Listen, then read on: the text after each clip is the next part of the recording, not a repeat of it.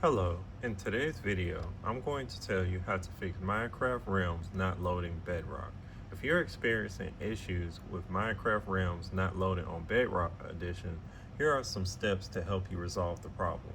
Solution number one is to check for server outages. Visit the official Minecraft status website.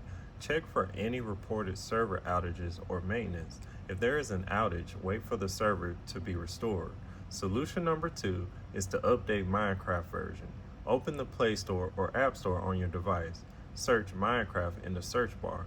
Check if any update is available. If an update is available, install it and restart the game. Solution number three is to disable third-party texture packs and mods.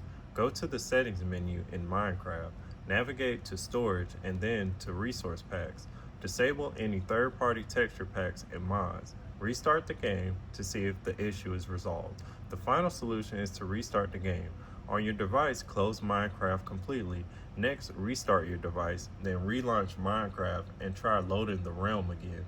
Hope this video helped. Make sure to like, comment, and subscribe to the channel. Thanks for watching. See you in the next video.